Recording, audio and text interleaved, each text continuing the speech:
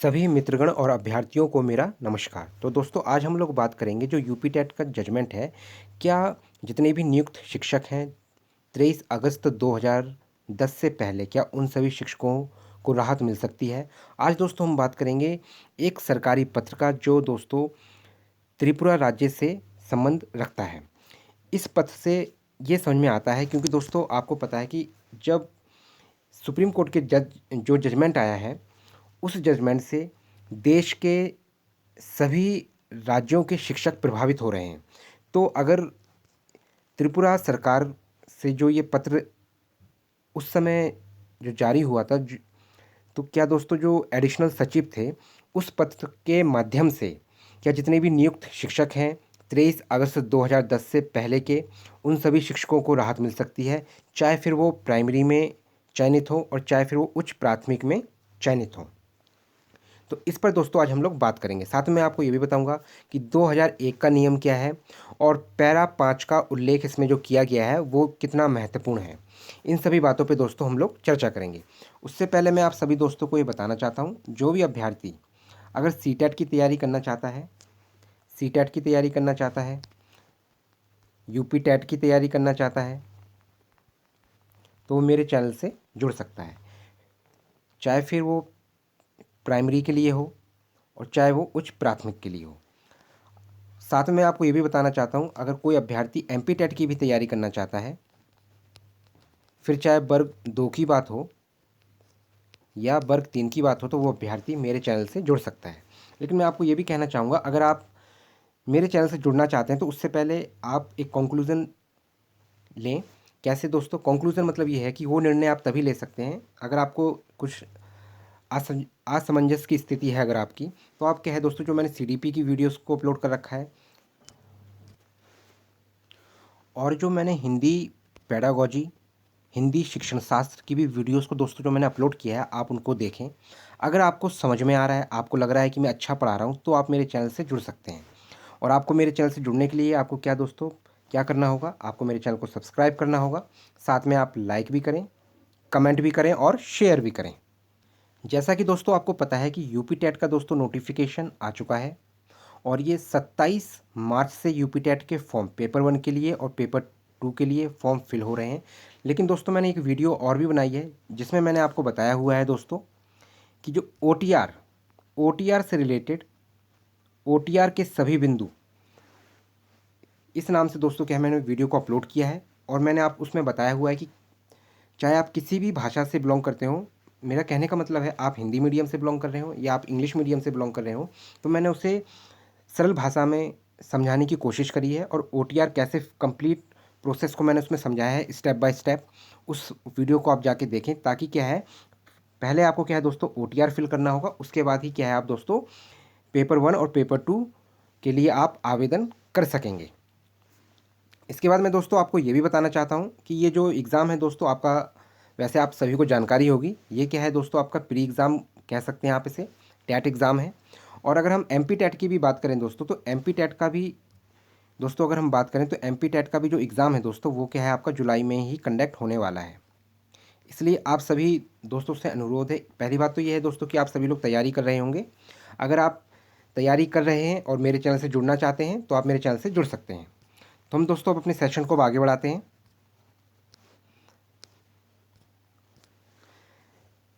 तो 23 अगस्त 2010 से पहले नियुक्त शिक्षकों के लिए टेट जरूरी नहीं। क्यों नहीं है ज़रूरी, इस पर हम आज दोस्तों बात करेंगे। क्योंकि दोस्तों आपको पता है किसी भारत के किसी भी राज्य से अगर कोई भी शिक्षक संबंधित कोई भी जानकारी आती है, तो मैं आपको कोशिश करता हूं कि वो जानकारी आप तक मैं पहुंचा सकूं। तो दोस्तों ये जानकारी इसलिए भी इम्पोर्टेंट है कि अगर एक राज्य में राहत मिल रही है, तो भारत के जितने भी अन्य राज्य हैं वहाँ पर भी 23 अगस्त 2010 से पहले जितने भी नियुक्त शिक्षक हैं उन सभी को राहत दी जाए। शिक्षक भर्ती की तैयारी कर रहे बहुत से उम्मीदवारों के बीच लंबे समय से एक सवाल बना हुआ था कि टेट जरूरी है या नहीं, खासकर वे लोग जिनकी भर्ती प्रक्रिया साल 2010 से पहले हुई थी। उनके मन में ज़्यादा कन्फ्यूज़न था। इसी बीच 5 सितंबर 2013 को जारी एक सरकारी पत्र, मतलब महत्वपूर्ण बात यह है दोस्तों कि एक सरकारी पत्र है और 5 सितंबर 2013 को जारी हुआ था। इस पूरे मामले को काफ़ी हद तक साफ कर दिया है। तो मतलब क्या है, स्पष्ट है। अगर इस सरकारी पत्र है, अगर इसमें जो लिखा हुआ है, इसके लेख की बात को समझे तो यह पत्र उस समय की अतिरिक्त सचिव की तरफ से जारी किया गया था, जिसमें त्रिपुरा में शिक्षकों की भर्ती से जुड़ी स्थिति को समझाया गया है, जिसमें साफ बताया गया है कि हालात में टेट जरूरी है। ठीक है ना दोस्तों, इसमें क्या बताया गया है कि किन हालात में टेट जरूरी है, ठीक है ना दोस्तों, और किन मामलों में इससे छूट मिल सकती है। ठीक है ना दोस्तों, तो इसमें इंपॉर्टेंट बातें हैं कि टेट से राहत मिल सकती है। ठीक है दोस्तों, इसमें ये बताया गया है। आगे अगर हम समझें दोस्तों, तो 23 अगस्त 2010 का नियम क्यों जरूरी है। तो राष्ट्रीय अध्यापक शिक्षा परिषद यानी NCTE ने 23 अगस्त 2010 को एक नया नियम लागू किया था। इस नियम में शिक्षकों की भर्ती के लिए कुछ जरूरी योग्यताएं तय की गई थीं। इसमें कहा गया है कि कक्षा 1 से 5 तक पढ़ाने वाले DLED और कक्षा 6 से 8 उच्च प्राथमिक के लिए BEd जरूरी होगा। इसके साथ ही टेट पास करना भी जरूरी कर दिया गया। इस नियम का मकसद यह था कि देश भर में एक जैसा स्तर बना रहे और अच्छे शिक्षक चुने जाएं।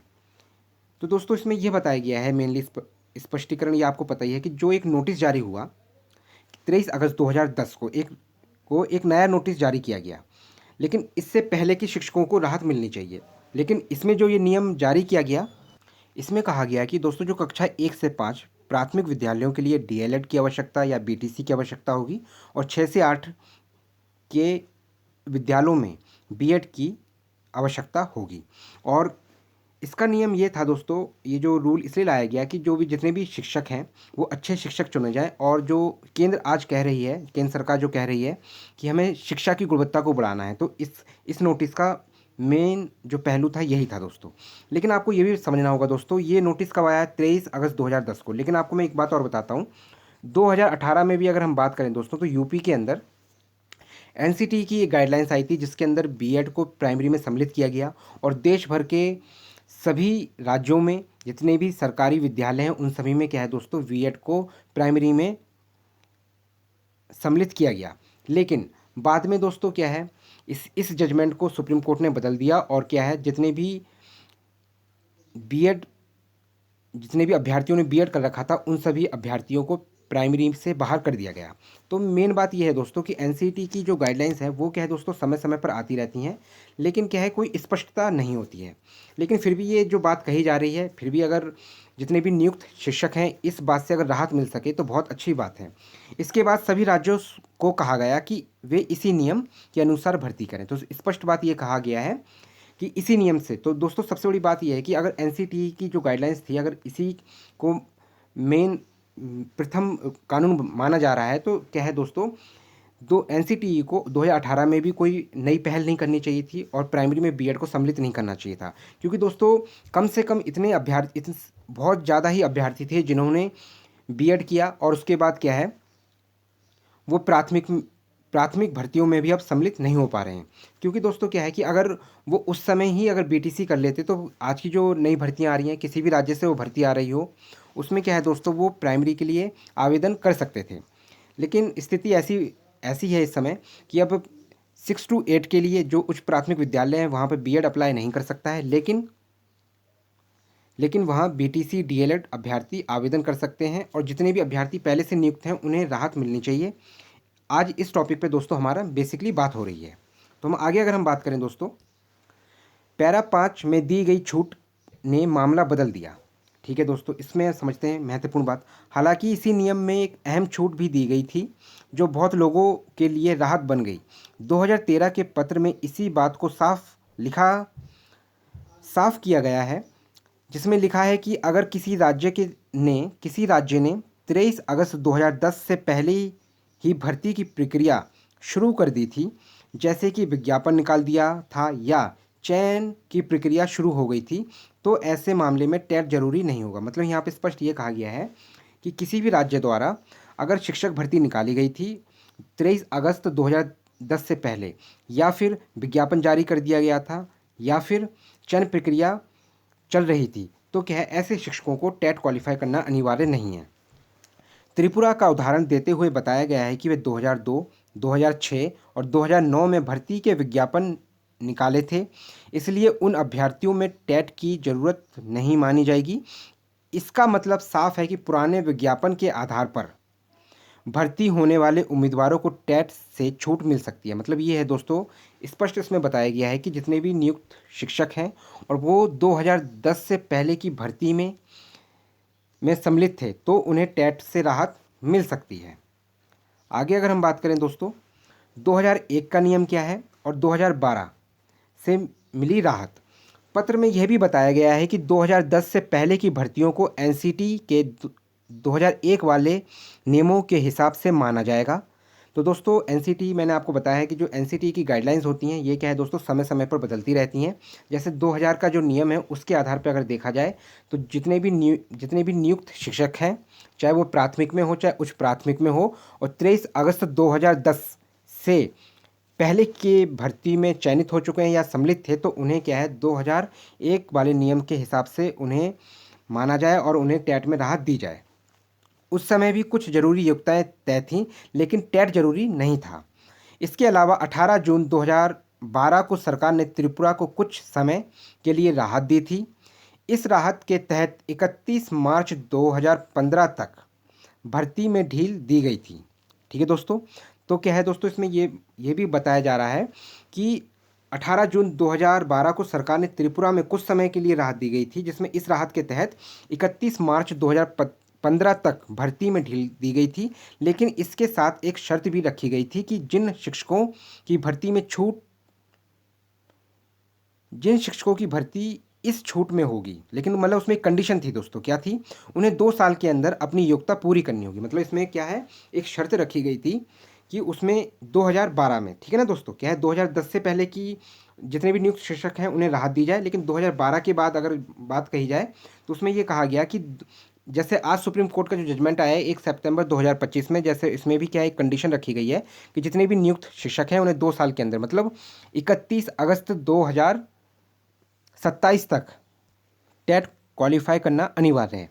यानी सरकार ने थोड़ी राहत तो दी, लेकिन साथ में जिम्मेदारी भी तय कर दी थी। मतलब क्या है, 2 साल के अंदर ही जो योग्यताएं थी उन्हें क्या है पूर्ण करना था। लेकिन मैं दोस्तों आपको एक चीज़ और बताना चाहता हूँ, मैंने एक वीडियो और अपलोड किया था, उसमें मैंने आपको बताया था योग्यता का मतलब दोस्तों यहाँ पर BLED और जो DLED है, DLED के साथ जो BTC है, BEd है, उससे संबंधित है। लेकिन जो अहर्ता है, न्यूनतम अहर्ता है, जैसे कि जो टेट है, उससे संबंध नहीं है। लेकिन आप जानते हैं कि जो गाइडलाइंस आती हैं समय समय पर जो नई गाइडलाइंस आती हैं एनसीटी के द्वारा, उसके वजह से क्या है थोड़ा ये जो स्पष्ट नहीं होते हैं, जिस वजह से क्या है इन सभी दिक्कतों का सामना करना पड़ता है।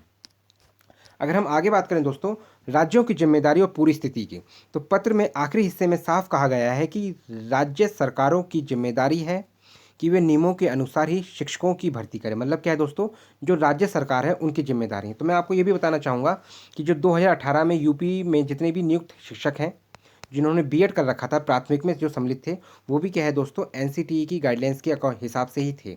इसके बाद क्या है दोस्तों, ये गाइडलाइंस में नियम क्यों दोबारा पुनर्विचार किया है, इस नियम को और क्यों बदला गया, ये भी क्या है दोस्तों NCTE ने अभी तक स्पष्ट नहीं कहा है। ये भी आप समझ सकते हैं। अगर स्पष्ट होता या कुछ बात वैसी होती तो आज ये आप मानिए कि जो जितने भारत के अंदर जितने भी सरकारी विद्यालय हैं जितने राज्यों में, उन सभी में BEd भी प्राथमिक में सम्मिलित होता। साथ ही यह भी ध्यान रखें कि जो शिक्षक छूट के आधार पर भर्ती हुए हैं वे समय के अंदर अपनी योग्यता पूरी करें। मतलब इसमें दोस्तों ये भी कहा गया है कि 2010 के बाद जितनी भी नियुक्तियां हुई हैं उन सभी शिक्षकों को टेट क्वालिफाई करना अनिवार्य है। मैं आपको ये भी बताना चाहूँगा दोस्तों, लेकिन अभी सुप्रीम कोर्ट का फाइनल जजमेंट नहीं आया है। जो पुनर्विचार याचिका लगी हैं, जितने भी भारत में जो राज्य हैं उन राज्यों की सरकारों द्वारा, जो राज्य उस राज्य की सरकार चाहती है कि जो प्राथमिक से क्या है दोस्तों, प्राथमिक या उच्च प्राथमिक विद्यालयों से शिक्षकों की कुछ कमी ना हो, इसलिए क्या है वो उन सभी सरकारों ने क्या है दोस्तों सुप्रीम कोर्ट में पुनर्विचार याचिका दाखिल करी है, ताकि जितने भी नियुक्त शिक्षक हैं, फिर चाहे वो 2010 के बाद ही क्यों ना हो, लेकिन उन्हें क्या है दोस्तों अब नई भर्ती में टेट अनिवार्य किया जाए, लेकिन उस समय की भर्तियों में टेट से राहत दी जाए या टेट से छूट दी जाए। इस मामले से यह समझ में आता है कि टेट जरूरी है या नहीं। यह इस बात पर निर्भर करता है कि भर्ती प्रक्रिया कब शुरू हुई थी। तो इसमें स्पष्ट बताया गया है कि भर्ती प्रक्रिया कब आरंभ हुई थी दोस्तों। अगर भर्ती 23 अगस्त 2010 से पहले शुरू हुई थी तो टेट जरूरी नहीं है, लेकिन उसके बाद की भर्तियों में टेट अनिवार्य है। इससे अब उम्मीदवारों के बीच में कन्फ्यूज़न था वह काफ़ी हद तक दूर हो गया है। तो मैं आपको दोस्तों ये भी बताना चाहता हूँ, जो भी अभ्यर्थी 2010 से पहले की जो विज्ञापन आया था उसमें सम्मिलित हैं, उन सभी शिक्षकों को राहत मिल सकती है। तो वो ज़्यादा ज़्यादा जो स्थिति आज वर्तमान में स्थिति बनी हुई है उस स्थिति के अनुसार ज़्यादा चिंतित ना हो, क्योंकि उन सभी शिक्षकों को राहत मिल सकती है टेट अनिवार्यता में। बाकी मैं आपको दोस्तों ये जजमेंट दिखाता हूँ उसमें क्या कहा गया था। इसमें दोस्तों जो जजमेंट दिया है इसमें मैं आपको बताना चाहता हूँ, जैसे कि दोस्तों आप ये पैरा देख रहे हैं, teacher was issued who have to be appointed based on advertisement and selection process initiated prior 23 August 2010। Passing TET is not required. तो इसमें क्या है, टेट नॉट रिक्वायर्ड मतलब क्या है कि जो भी भर्तियां हैं, ठीक है ना दोस्तों, जो चयनित हुए हैं और जो सिलेक्शन प्रोसेस 23 अगस्त 2010 से पहले आरंभ हो गया था, तो उन सभी चयनित अभ्यर्थियों के लिए, चयनित शिक्षकों के लिए टेट इम्पॉर्टेंट नहीं है, टेट नॉट रिक्वायर्ड। ठीक है ना दोस्तों। तो ये महत्वपूर्ण बात थी दोस्तों। बाकी मैं आपको ये भी बताना चाहता हूँ दोस्तों, ये जो अगर आप जानते हैं कि किसी भी राज्य से कोई भी इन्फॉर्मेशन आती है तो आपको पता है वो पूरे भारत में हर राज्य तक वो खबर जाती है और फिर क्या है, सुप्रीम कोर्ट तक वो बात पहुँचती है। तो ये बात भी सुप्रीम कोर्ट तक अवश्य पहुँचेगी। और जहाँ तक ये जो स्पष्ट है, इस हिसाब से जो समझ में आ रहा है उसमें क्या है दोस्तों, कहा भी गया है कि 23 अगस्त 2010 से पहले के जितने भी नियुक्त शिक्षक हैं उन सभी को टेट में राहत मिल सकती है। बाकी आप सभी को ये जानकारी कैसे लगी आप मुझे कमेंट करके बता सकते हैं। बाकी जो भी अभ्यर्थी अगर मेरे चैनल से जुड़ना चाहता है और मेरे चैनल से जुड़ के अगर वो सी टेट की तैयारी करना चाहता है, यूपी टेट की तैयारी करना चाहता है, एमपी टेट की तैयारी करना चाहता है, तो मेरे चैनल से जुड़ सकता है। और मैं आपको ये भी बताना चाहता हूँ, जो दोस्तों मैंने सीडीपी की वीडियोस को मैंने अपलोड किया है और हिंदी पेडागोजी, हिंदी शिक्षण शास्त्र की वीडियोस को जो दोस्तों मैंने अपलोड किया है, इसको आप नंबर ऑफ़ टाइम्स देखें। ये आपकी जो दोस्तों शिक्षण शास्त्र हिंदी पेडागोजी है इसको स्ट्रॉन्ग करेगा। और जो सीडीपी है, जो चाइल्ड डेवलपमेंट इन पेडागोजी है दोस्तों, इस सब्जेक्ट पे भी आपको क्या है दोस्तों, जो मैंने वीडियोस को अपलोड किया है उसमें एक तरीका बताया है किस प्रकार से आप बड़े ही आसानी से सरलता के साथ 3 मिनट के अंदर, 2 मिनट के अंदर कौन से क्वेश्चन कब और कितने जल्दी समय में आप उसे सॉल्व कर सकते हैं। बस आपको कुछ नहीं करना होगा दोस्तों। बाकी अगर आप मेरे चैनल से जुड़ना चाहते हैं तो उसके लिए आपको मेरे चैनल को सब्सक्राइब करना होगा। साथ में आप लाइक भी करें, कमेंट भी करें और शेयर भी करें।